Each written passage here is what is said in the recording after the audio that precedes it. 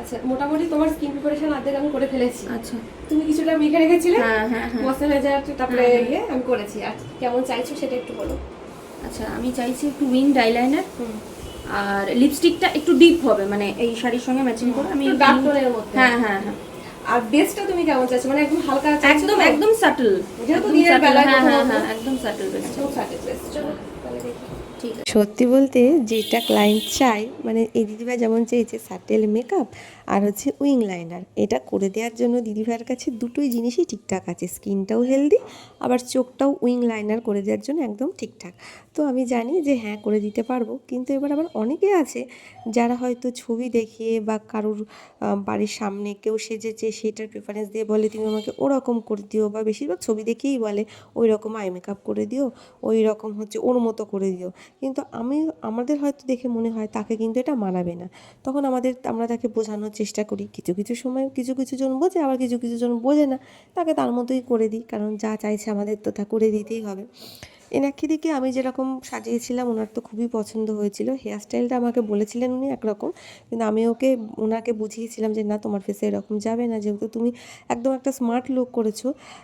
সেই জন্য হেয়ার স্টাইলটা এরকম করো, একদম প্রপার আমি তোমাকে স্ট্রেট করেও দেবে না, একটু যাতে বাউন্স থাকবে সেরকমই করো। ওনাকে কিন্তু আমি কনভিন্স করেই লুকটা পুরো ডিসাইড করেছিলাম, আর পুরোটাই আমার উপর ছেড়ে দিয়েছিল, কারণ টেস্টটা ম্যাচ করে গেছিলো। হয়তো প্রথমবারই সাজলো, কিন্তু টেস্টটা ম্যাচ করে যাওয়াটা খুব দরকার, তাহলে দুদিক থেকেই স্যাটিসফ্যাকশান আসে কাজের, আর কি আমি সেটাই মনে করি।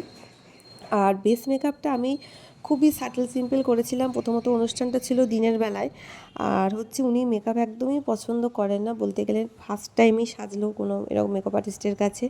তো উগ্রতা জিনিসটা ওনার মধ্যে নেই। আসলে মানুষটাকে আগে গিয়ে আমরা বুঝি যে তার টেস্ট কীরকম।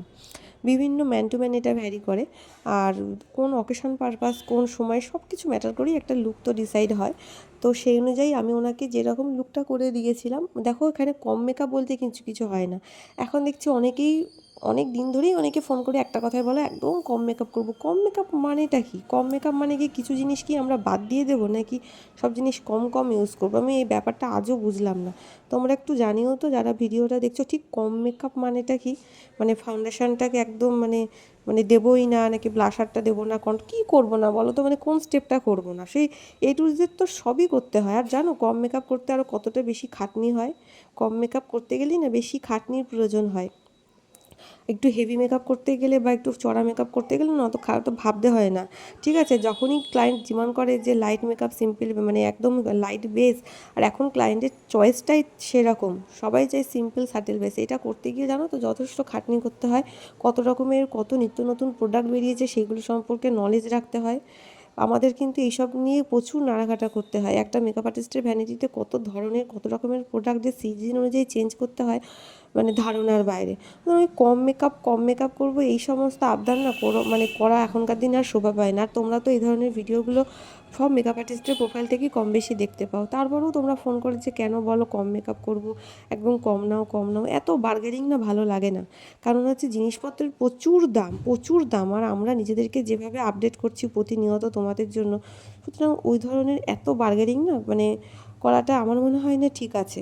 তো তোমরা আশা করি কাজ দেখেই একটা মেকআপ আর্টিস্টকে বুক করবে তাদের স্পেশাল দিনের জন্য, তোমাদের স্পেশাল দিনের জন্য। আর আমার কাজ যদি ভালো লেগে থাকে, আমার কন্ট্যাক্ট নাম্বার 8250594543, এই নাম্বারে তোমরা যোগাযোগ করে নিতে পারো তোমাদের বিশেষ দিনের জন্য। আর কাজটি কেমন লাগলো তোমরা কিন্তু অবশ্যই জানিও। টাটা।